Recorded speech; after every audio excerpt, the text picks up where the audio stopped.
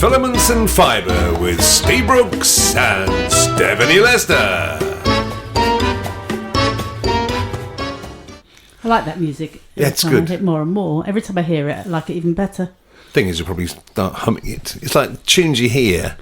Well, like today when we played that Greg, and you've it just was been... the Charlie and the Chocolate Factory. World of Imagination. I've been humming it ever since. Yeah. Anyway, hello everybody. Yes, hello. Welcome. No, I'm a bit worried. Why? Because Milo hasn't turned up for his sound. There's no cats in the room. Well, Milo hasn't turned up for his sound check. Yeah, last time he had a sound check, didn't he? Bless him. But neither of them are here. They'll probably both turn up in the middle of a fight. Yeah. That's it. Well, us fighting, you mean? Or them and us. Either could be possible. Anyway, welcome everybody, wherever you are in the world. Welcome to another podcast of Filaments and Fibre. And as usual, we have no idea really how the next half an hour is going to go. No, we just sit down, don't we? Just sit plonk down. A microphone in front of me and you go.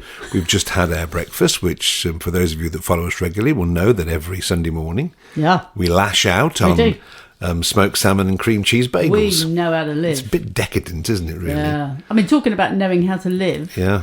We drove around the M25 this week. Yeah, not because it's on our bucket list. It wasn't something, can't wait to drive around here. Now, for those of you that are not in the UK, the M25 used to be known as the biggest car park in the world. Yes. It is certainly the biggggest ring road in the world.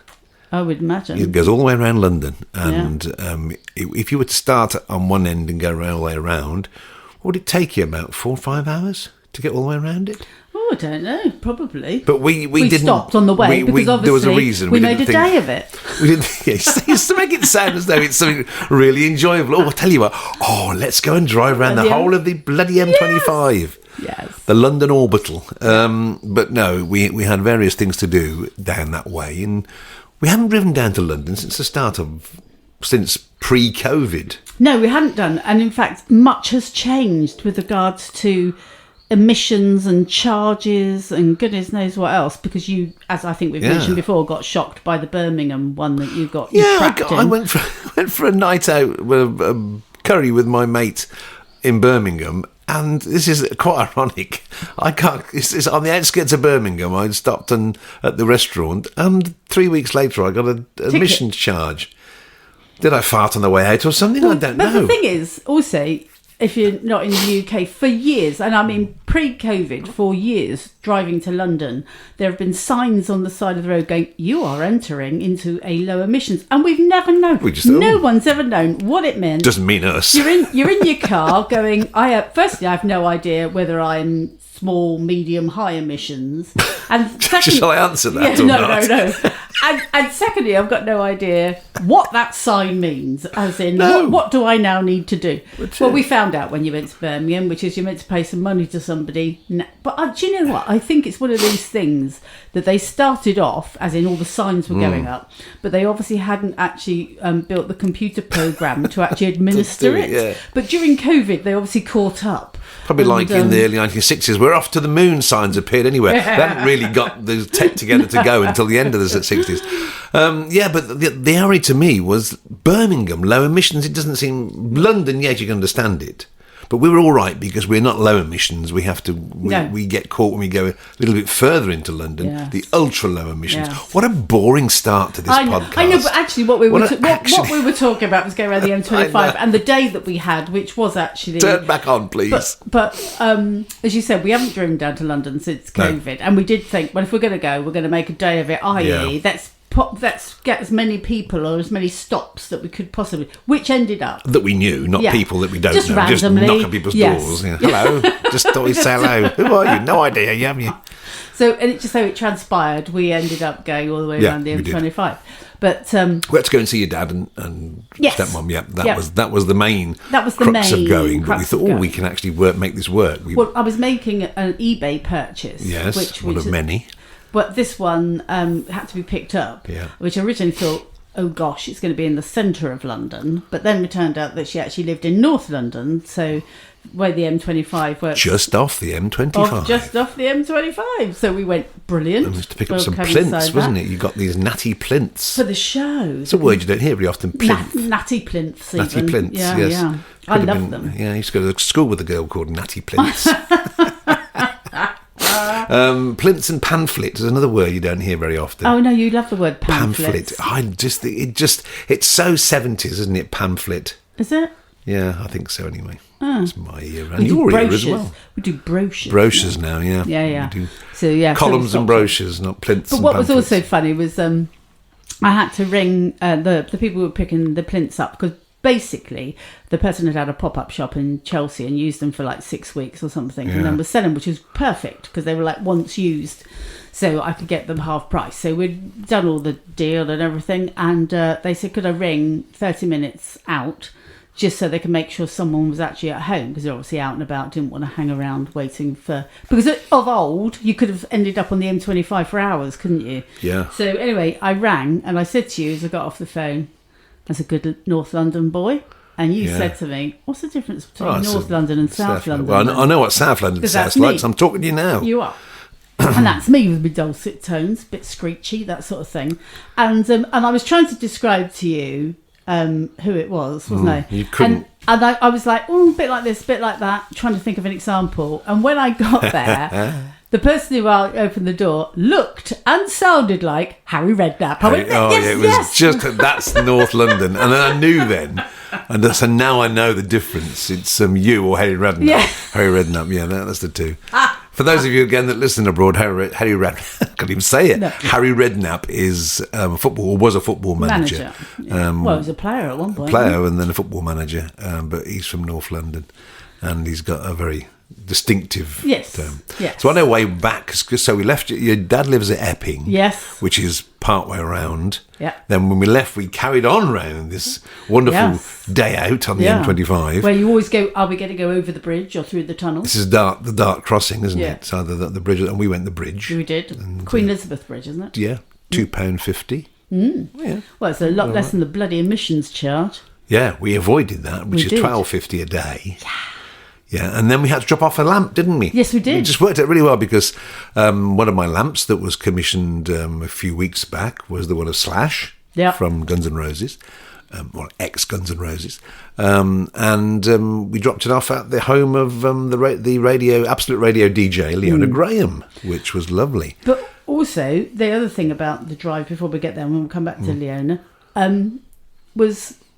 that all of those roads that we went on at the time of day, it was a Tuesday. Yeah. We left home at 9:00. Yeah. We were going to Leona's house at basically 6:00 in the evening. 6:30, yeah. We were driving up the A3 to Wimbledon, turning off as if going to Tooting, and there was no traffic. No, it was weird. Post-COVID, people are working from home basically, which is great.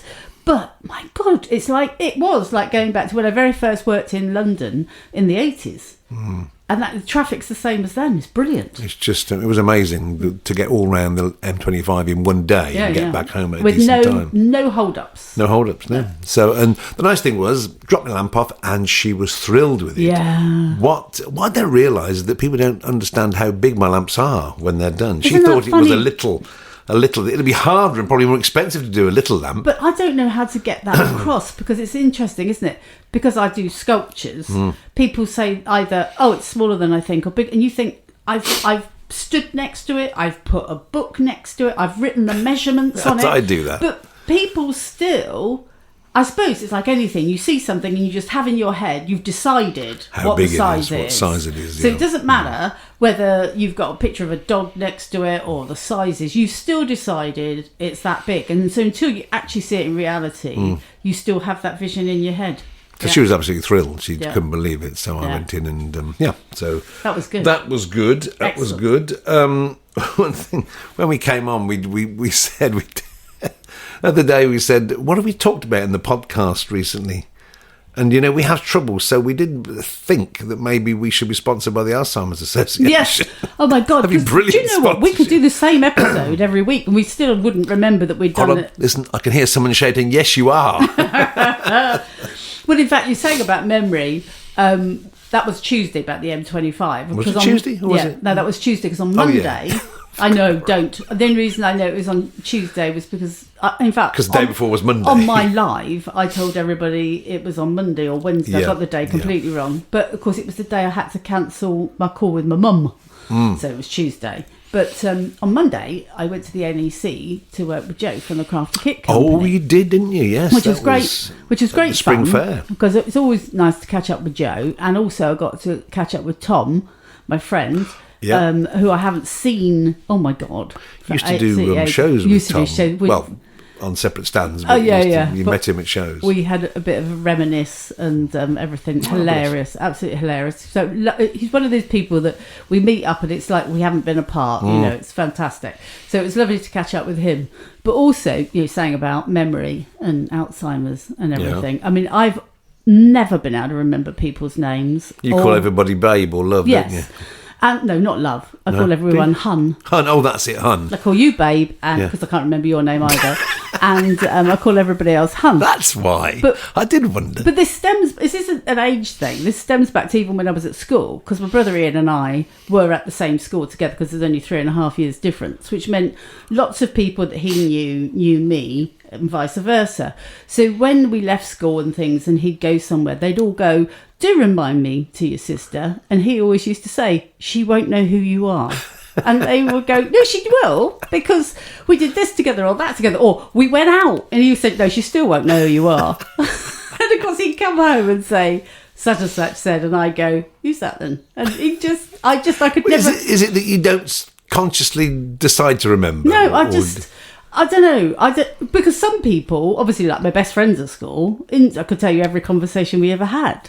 But there are some other things. Oh my God, I just have blanked it. I just have no idea. But when I was at the NEC, I was leaving because basically it wasn't that busy. They'd put Jo in an atrocious place. She had a lovely time because Jo always will make the best of it and some great contacts. But it wasn't the best of sales opportunities, let's say.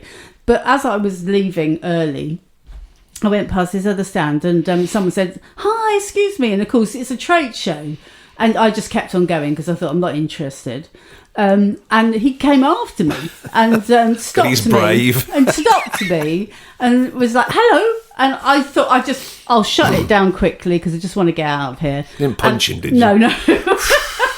So I picked up I picked up my little lanyard, I said, I'm an exhibitor, as in clearly not interested.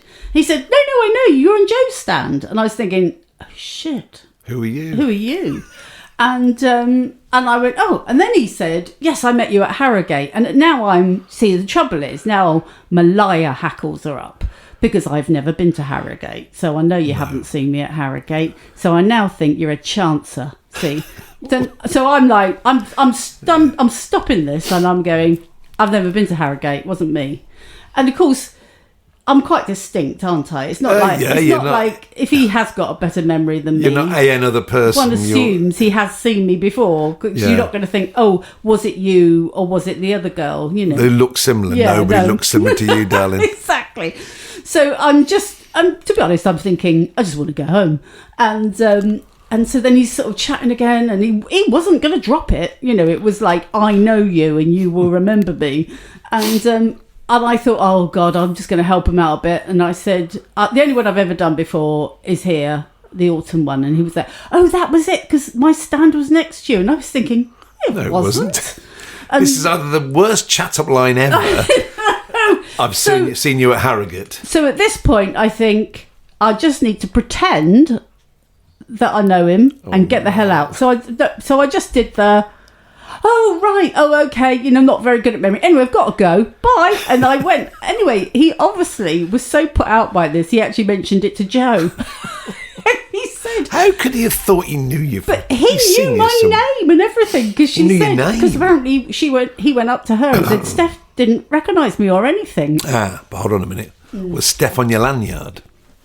Yes. Yeah, you see a lot of people go around these shows looking at other people's breasts because that's where the landlord is. But Jo did say that she knew this bloke really well and she thought it was hilarious that I did mention to Jo, I don't actually remember anybody, certainly not at places like that. But memory's an odd thing, isn't it? Because it can be quite exciting, can't it? We said the other day. Oh, Sometimes things turn up at the door from Amazon. We can't remember having ordered them. But it's like having a present delivered every day, isn't it? We were saying, knock, knock. Who's that? I don't know. I don't remember ordering anything. And then, of course, the thing comes, you go, do you know I need them? I mean, a box arrived yesterday, and I wasn't expecting anything from anywhere because there was nothing on the horizon. Next things are going to be delivered next week. And, of course, our Ring doorbell goes off, and I go to the door, and there's a box. And, you get quite excited. Yeah. You go, what's that? So it's heavy. No. Early Valentine's Day present, maybe? No. Maybe not. So I went in the kitchen, opened it up, and the wave of disappointment goes over you. It was a tub of wet wipes for the workshop. Now, okay, you can turn me on with a wet wipe occasionally because because some of them, the really nice ones, have got a rough side and a smooth side. And the rough side. I don't like where this conversation's going. No. And the rough side is good for getting off things like glue on your hands and everything. Right. So when I buy some really decent, expensive wet wipes, it's quite exciting because I can't wait to get my hands messed up so I can try them. But this was just Wonder Wipes, and I wonder why I bought them. Yeah. Because I've got some down there already. Well, it's better than opening up and finding cat food, I suppose. Well, you get excited by that. No, I don't. No, it's the cats, isn't it? Oh. I don't get excited by bloody cat food. Well, you moan at me for not ordering at the time. That's not excitement. Yeah. That's frustration. But some of the things we buy, I bought something that I haven't tried it yet. And it was like one of those game shows where you bring on an object. Oh, yeah. And yes. You say, and you gave it to me, didn't you? I said, guess what this is for? That is? Well, I can describe it. It's a metal... like dome with a handle. Well, it looked like a cup thing. Yeah, a metal cup, small metal cup, about 1.25 inches, maybe not an inch in diameter. It's got a little handle, and attached to the handle is a sprung weight on the top. So you lift up the sprung weight and you So the drop first it. thing I thought was Morse code. Yes, it looks like something from Bletchley Park where you could tap out the Morse code because it's got that on top of the metal disc. But the idea is you bring up the sprung metal disc, which has got a metal knob on it, and you let it go, and it whacks down on the top of the dome, the metal dome. And I said, what do you reckon this is for? And you couldn't get it. I haven't tried it yet. It's for taking the top off eggs. Oh, come on, sound a bit more excited. I know, tumbleweed there. But the thing is, I don't have a problem opening eggs. So I can't be excited about it, really. No, but when you're cracking an egg... Yeah, just crack an egg. Yeah, but because we use a lot of duck eggs. And you crack a duck egg and sometimes... Well, when you say I mean, no, I don't have a problem with it. You often... You can crack an egg, and if it's a few months over its use-by date... What we need to do is reframe this. When you crack an egg. Okay, I was using the raw. When I crack an egg, sometimes if it's a duck egg and it's a few months over its... A few months over, date, whatever, then you can crack it. There's and it an will break that, which is just eaten when they're in date. Well, we could do that. Yeah. And it takes the top off without any damage to the internal albumin or other... Okay. Yolk. It might be useful for a boiled egg because some people do struggle with that. Oh, yeah, we can try that. Maybe tomorrow morning you'll get a boiled egg for breakfast. How nice. How nice, isn't it? Boiled egg and some crispy bacon. Oh.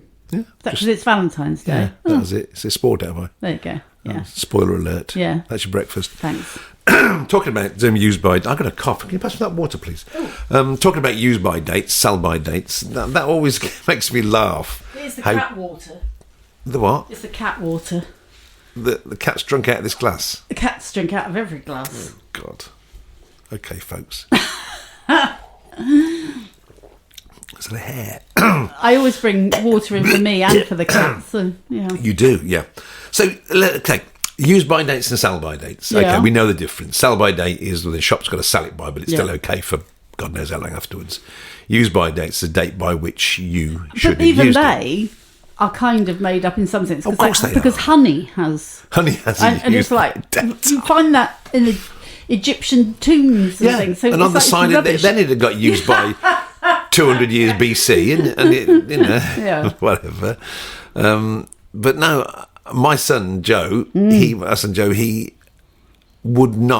does not use anything that's if it's out of close, date on the day. Or close to the day. If it's the day before the use-by date, he'll chuck it away. No, I know. Useless. Idiot. Useless. Absolutely useless. And even bottles of water in the car. If a bottle of water has been in the car, oh my God, he calls it old water and he'll throw it away. And he's got that onto his son now, onto our grandson, I was fuming Stan. when Stan did that. I just couldn't believe. That's old water. Yeah, old water in the car, God's sake. So, Anyway, that's the rant over. One thing that I did buy that you criticised me, but I think I've look at me that for. Well, I'm waiting to hear what it is. I think I've got the upper hand on this. No, do you? You criticised me and laughed out loud. Oh God! When my equivalent to wasting rolls of cling film appeared the other week. Oh my God! Why do you think that you've somehow been vilified? Because I use them every day now. No, you only use them because you've got them. But it's... I mean, it's like having a bloody hairnet put on everything I ever eat. No, it didn't go over. What they are, folks, is they are... Shower caps. No, they're not. They're shower caps. They're food grade. They're shower caps. Okay, you call them shower They've still caps. got the Hilton Hotel stamp No, on it them. hasn't. No, basically, I do succumb a little bit to the adverts that appear on our little Facebook bit. and Instagram pages. You even And this let's go back to the time when you said to me, "I've heard good things about that," and I said, "From who?" And you had to think about it, and then you said, "From the advert." It's like, oh my God! It was aerial pods to put in the wash. I've heard good things about I couldn't them. remember where. And then you said, "Oh, actually, it was from the adverts." But these are like they do look a little bit like shower caps, but they're long and basically Exactly like shower they caps. They're not long, they're round. They're elasticated cling film lids that you stretch and put over They're plates. shower caps. Oh, they are brilliant. You didn't expect that to turn up when you ordered And what I you didn't ordered, expect did you? 200 of them. No. But But let me tell you, everything I get out of the fridge has got a bloody shower cap on it. it's fresh. Even though it's past its use by date. I've never seen anything like it. Oh, Only dear, 195 to go. Yeah, well, at least I remember to set my Facebook to show everybody when... Oh my God. This was funny, That wasn't was it? hilarious. So, yes, I did a live. Well, I say live. A live of one audience member, me. So I did a live, and I never expect hundreds of people to turn up. I do expect you to turn up when you've told me you're going to turn up. I've got to turn up. I have to turn up. No, normally you'll say either I'm busy, I'm not going to see you or whatever. But you said that as I went down there and you said, oh, Instagram or Facebook? And I said, oh, Instagram. And right, lovely, off I went. So I got myself set up, got myself live. It was all going well. And I'd even got my computer there so I could see any comments which came up. And basically, no one came on live. Now, that's not a shocker for me. And so I just carry on regardless. And, because I'm used to doing recordings anyway. So I just treated it like a recording, just kept checking I wasn't missing any comments. Brilliant. Got to the end, loaded it up. And then you came back down to your den and you poked your head round the door and you said, did you not go live? And I said, no, I did. And you said, well, I can't find it. And I said, no, I'm sitting here looking at it because it was Facebook, not Instagram. I correct myself. But anyway, I said, no, I've got it here on my page. And then you said, well, can you find it for me? And you gave me your phone. And I said, oh, bloody hell, I can't find it on your phone. And I said, let me just check the settings. And I went in and I checked the settings and I'd set... How I'd done it, I don't know, because when I looked at all the settings that I got set up, it should have been public, but it had been set to me only. So basically, I was doing a live, as you said, the height of narcissism. I was doing a live to myself. I was...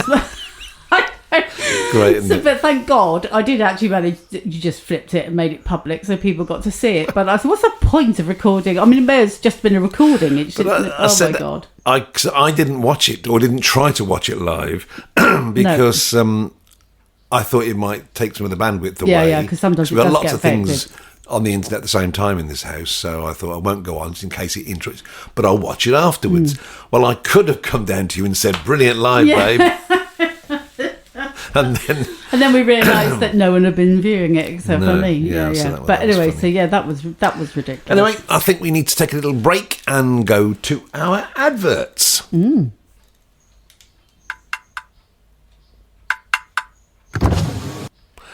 Hello. Hello. I noticed you were getting into your car with some Waitrose bags. Yes. I assumed you may be going round to the supermarket. No, I'm coming back from the supermarket. Oh, that's a real shame. Why? Well, I just thought that whilst you were there, you could have let me put something into your basket. Well, if you were there to put it in my basket, you'd get it yourself. But I thought a little bit of company over some coffee, maybe, would have been acceptable in Waitrose. In Waitrose? Well, yeah, they do serve coffee, but not the best coffee, which I can't actually see in your shopping bags. Now I'm looking in the back of your car. No. Why did you not get Old Blend? Because I thought you might come round. But that's my coffee of choice. Exactly, so you won't come again. Bye. Oh. Golden roasted, richer, smoother. Nescafe Old Blend. Ah, that's nice. Anyway, nice little break, advert Break from our sponsor do we there. get a sponsor for that? We get. We're sponsored by Old Blend now. Yeah, It's, nice. I wonder where that's going to go next week. You know. It's, Yeah. He's trying, isn't he? Very. He's trying. Do you know, I always remember there was a wonderful phrase that I learned when I watched, I think it was Saturday Night Fever with John Travolta. And it was one of those, like, in the disco things. Yeah. And two girls. Staying alive. Yeah, Staying all that. And I think it was one of John Travolta's mates who was, like, obviously harassing these women. And who obviously thought he was a bit of a dude. And she said this fabulous phrase when he just wouldn't sod off, basically. And she said, "I'm after nourishment, not punishment." And I loved it. As a teenager, I used it often. Nourishment, not punishment. Which reminds me of when we were sat at the breakfast table in the morning. I was going on something, and you said, "I wish you got an off button," and I said, "What's that?" And I said, "Oh no, you have actually." Punch in the face. Yeah, which very nice. It made us laugh, didn't it? It did. So, how are we doing for time? Oh, we're getting on. I think we need to finish off with a look at our art to talk about this art. Because the title of this podcast is Filaments of Fibre. It did start off when we originally decided to do this. We used to talk a lot more about it. Talking about our art. Now we talk about the life, the universe and everything. Yeah. But one thing is nice is that we do get a chance to talk about things in our art when we're going on our morning walks. We do. And that's a good thing. For those of you that say that don't know, we go on a morning walk Monday to Friday. We don't walk weekends because we're lazy buggers weekends. So, but we do go Monday to Friday when we can. And it's great to discuss things that are going on. You're looking at me as if I'm looking at you suspiciously because you're building up to one of your jokes. I know. There's no joke. There's no joke. God. It's no joke. It's no joke at all. It was just that it does give us a good opportunity to talk about our art in detail. Yeah. No, there's no I'm still joke. looking at the There's side. no joke coming. Really? I'm just saying that's nice. It's nice that we can go on a walk together. What? In the morning. What's this leading up to? Nowhere at all. I'm just being nice. But, Just saying what pleasure it is to go on a walk with you in the morning. Don't be Fuck nice. off, I can't go. I won't go. I'll go on my own next time. I was just trying to be nice, and you're looking at me as if What? what? No, I just came over all. Oh, isn't it lovely that we get a chance to go on our nice walk? Oh, sod it on. Yeah, no, talk don't again. do that. Talk about your art then. Go on. So I was saying to you this morning that obviously, as we know, because I've gone on about it a bit, I'm in the middle of making a pangolin, and next weekend is World Pangolin Day. Ooh. So I've got to try and get that as much because I've been working very hard on the scales, of which there's probably going to be about 400 of them. So a lot of people might not know about the pangolin, but am I right in thinking it's the world's most trafficked mammal? Yeah, it is awful. And in fact, I was looking it up this morning. On the Save the Pangolin website, that actually the black-bellied pangolin that I'm doing, I'm trying to think of the different categories, but most pangolins are endangered. But the black pangolin is one back from that, which is extremely worried. I can't remember what it is. I can't remember what it is. I don't think extremely worried. It's not called extremely worried. I think called it's something of else. concern. Yes, it's something like that. There's of least concern. But basically it's one back from endangered. Endangered, then the one after endangered is... And I can only assume it's because the extinct. black-bellied pangolin goes up trees, so perhaps they don't find it quite so easy to get them. I don't know. But it's your Chinese and your Philippine and that one, they're the ones which are heavily endangered because obviously they use it in Chinese medicine and stuff, the scales in Chinese medicine. But basically, it's a scaly ant-eater. It's a little scaly ant-eater, isn't it? Now, It's there's lovely, really isn't it? long tongue and this long snout and these fabulous scales. And as you know, the tree-dwelling ones actually have a very long tail. Is about 1.5 times the length of the body. It's longer than the body, yeah. Wow. Because obviously he uses it for balance and things. And actually, this particular one doesn't have a scale on the very end because it uses the sensitive part on the end to actually detect where it can, hang on to and everything, which is, just... Must give that a try. Yeah, good luck with that. But the ground-dwelling ones obviously don't need it, but they all use the tail for balance and everything, and they just are, the most adorable creatures, and they are shy creatures and gentle creatures in their own world, and it's just horrific that they've been hunted, basically. Yeah, for these scales. Well, which it's not just for the scales. No bloody use at all to anybody, Well, basically. it's keratin. It's the same as your nails, and also for their meat as well. They get it's just awful. But anyway, so the awareness for next weekend, as in it's World Pangolin Day. So wouldn't that be wonderful if we could actually do a bit of a thing about that on my social media and try and encourage people to perhaps go to either like the Save the Pangolin websites or the David Shepherd Wildlife Foundation and perhaps adopt a pangolin. That would be lovely. Because you've got a Just Giving page, haven't you? I have a Just Giving page, which I started on the 1st of February. In the whole year, I'm planning on raising £10,000, and every sculpture that I sell, I will either adopt an appropriate animal to that sculpture or just donate if that's not, but through the David Shepherd Wildlife Foundation and this page, because the David Shepherd Wildlife Foundation concentrates on many animals, not just one specific one, but they actually work with groups, conservation society in that actual place. So there will be a group which look after the pangolins, and the David Shepherd Wildlife Foundation work with them. They haven't set up their own group to send out, which I think is really, really good.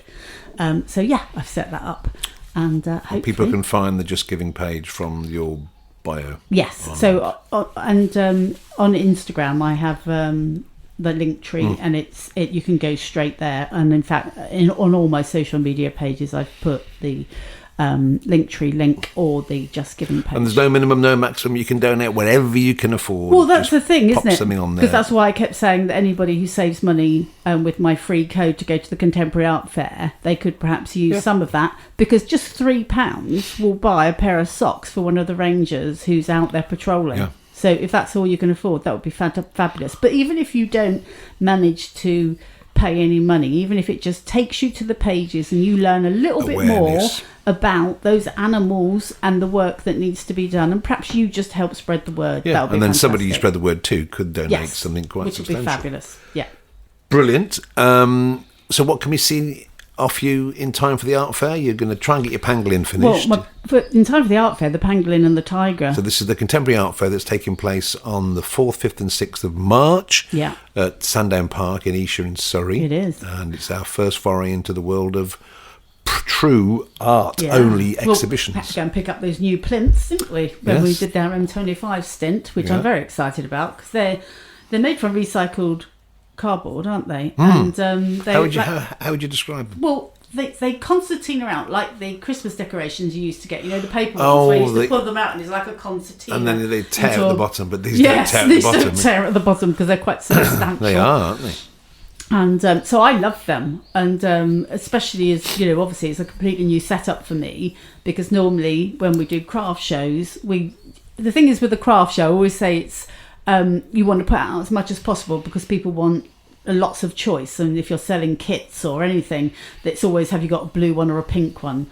But an art show is, I'm just showing off my pieces to the best, so you can see them all around and find out about them. So it's a completely different setup, and I'm really enjoying getting ready for it. I'm excited, but I'm a little. It's the first time I've sort of been, because I'll be away from you. I know, isn't that weird? Yeah, which I is said we fab. need a bell, don't we? We need a little bell or something between us, because normally when we're in Tesco's, you just shout. Oh, don't I you? shout across. But I don't think that will be very Tesco's. good. When we last in Tesco, I go to Waitrose, darling. Yes, I know, but I probably haven't been with you since you Waitrose, went to Waitrose. I don't shout in Waitrose. Don't you? They just call you on the tannoy for me. But when we used Will to go Toot to Lester Tesco's, please go to aisle 4? But you used to just shout. I just shout, Toot! Yeah. And you just go, yes! So you won't. To embarrass the hell out of Amy. I know, absolutely. But you won't be able to do that at the craft fair. No, the art fair. Art fair. Art fair. Oh, call it Oh, craft no, fair. no, bad. No, bad Yes. Toot, bad Toot. Bad Toot. Hit myself. Oh, yes, for those of you that don't realise, my nickname for Steph is Toot. It always has been, because she, as she is remarked upon, she is from Tooting Oh, in that was South actually London. saying that was quite funny. One of the things, because Joe and I have got this show that we're doing. Oh, you on need to mention that in a YouTube. minute. We're showing it. But what was quite amusing, Joe has a fabulous accent from East Linton, East Lothian is where she lives. I don't know if that's In where Scotland, folks. in that is. Scotland, but I don't know if that's where she was born. But she has this lovely It's a light. lilting, Oh, yeah. it's just gorgeous. And someone actually said the other day, because we're launching on Valentine's Day, that they were actually having a Valentine's dinner, so they might have to miss it. And Joe said to them, "Oh, does your husband not like needle felting then?" And she said, "Well, actually, he did say you've got a very calm voice." And I said, "I bet he didn't say that about mine." No, you're the antithesis of Joe. Oh, yes, absolutely. Yeah, Joe's very, very calm and Scottish Yeah. and very like this. No, it's not like that. No, but I'm just saying, No. and yours is... That's Dr. Finley's casebook that yes, you just did. oh, more Janet. more Janet. Those of you, only Claire George will remember Dr. Finley's casebook. More Janet. I've got a patient in the corridor. He's dying. Can you give him a wee jab? He's That was launching into you Billy went- you Connolly brought now. up Billy Connolly. Aye. If it wasn't for your willies, where would you be? There we are, folks. A tour of Scotland in 3 seconds. No, but you and Joe. Tell us a bit more about this than this YouTube thing you're doing. Yeah, so we decided a while ago that what we would do, because we've done several things together where we'd done with John Lewis, actually, when she does some lives and I come on and ask questions and that. And we seem to have quite a really good repartee between us. And we get on well anyway. And she owns the Crafty Kit Company, doesn't she? She owns the Crafty Kit Company. And I very first joined her by actually saying, could I do some videos during lockdown and everything? And we've just built up this relationship and partnership. And, well, I say partnership as in I do pieces of work for her. You do designs for her now. I do don't you? designs for her. And so then we decided, well, wouldn't it be a really good idea if we did kind of like a little show, as in on our YouTube channels, where we're talking about, obviously, Joe does more than just needle felting, because she actually has a craft company which does many, many crafts. Whereas I just do needle felting, but we concentrate on the needle felting, but obviously with a bit of banter and everything as we go. But as I say, we have this lovely calm voice, and then we have Toot who can't sit still and all over the place. But we said it came from two different views, which is me, who I just do needle felting, and I really struggle to not go down into too much detail, and I always come up with some weird and wonderfangled way of doing something. Whereas Joe obviously is about teaching people and getting them to do things obviously quite quickly. And so it's two different viewpoints. So when everyone says, how do you do this? Well, Joe does it like that and I do it like this. So we just thought it'd be a really good way of looking at it. So one person could find your way. Yeah. Yeah. But and it depends where people are, doesn't it? If someone's beginning, they might think, oh, thank God Joe just did this way. And then someone who's doing it a little bit, we think, actually, I'd like a slightly different way of doing it. Oh, I'll try Steph's next time. So, but yeah, we just have a bit of a laugh. I mean, as it was, you know, because we record it and then it's premiered on YouTube. So we're there, and the one on Monday, we're giving away prizes and everything. yeah. That's the launch. So this is on the 14th, which is tomorrow. Yeah. At 11 on my channel, on which your is Two Teat channel on and YouTube. at 7:00 in the evening on the Crafty Kit Company channel. So that's UK time. Yes. And they could watch. The people can watch that. And we will take be part in the there. competitions. You'll be there because it's a premiere to Yeah. answer questions. But Yeah. then there's competitions, you can win things. Yeah. You work very well together. Yes. You Yeah, do. no, You've got a great I love working with repartee Joe. Yeah. together. Yeah. Yeah. So I'm going to just finish up by saying where I'm up to with my stuff Yep. at the moment. Because as we've said, I've got my own stand at the Contemporary Arts Fair, which is exciting. A little bit sort of You've had your worrying own to be- stand before. It's just the fact that we're not actually Yeah. next to each other. I'll have to have a bloody long umbilical cord round to you. But no, it's going to be great. So I've got a couple of new pieces my first new piece has been aired on Instagram, but it's not for sale yet, which is my Jimi Hendrix piece, which it's one of those pieces when I made it that just came together organically. I love it. It was it was sort of almost like I was channeling Hendrix when I made it, because I've used a pose when he was on stage in Hawaii in 1970, 67 or 70, one of the two. And his iconic stance when he's down almost on his knees with his guitar between his legs, and because he used to play his guitar with his teeth behind his back, God, yeah. all sorts. But it just came together really well. And the icing on the cake was a little bandana I made out of blue spotted handkerchief, which just sort of made it good. So that's that. And of my other piece that I've done especially, or pieces that I've done especially for the art fair, are a little bit of a diversion away from the character lamps. I've done 2 lamps with beautiful glass water droplets. Oh, yes. Made by the wonderful glass blower Tom Pettit. You can find him on Facebook. He's an extraordinary glass blower, and he made me these wonderful long, sort of 8-inch long water droplets. So I've got those. I made 2 lamps that are about 2 foot tall, and they've got like tap or faucets, if you're in America, listen to this, tap ends coming out, and there's one tap at the top of the whole structure which you turn on, and the LED lights shine down through the ends of the taps, through the water droplets that are hanging from the taps. So hopefully that will be a lovely thing to launch there. So it's something different. It is. And you never know, might take off, might do. make some more of them. Yeah. Who knows, could do smaller ones. But it was just something I wanted to do especially for that show.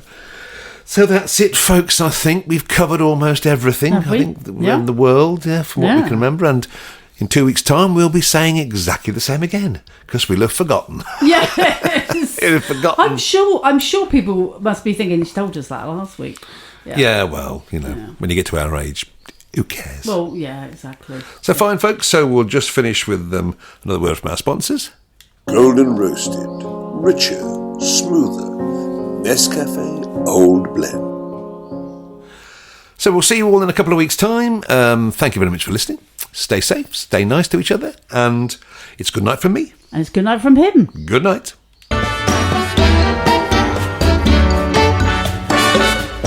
That was Filaments and Fibre with Steve Brooks and Stephanie Lester.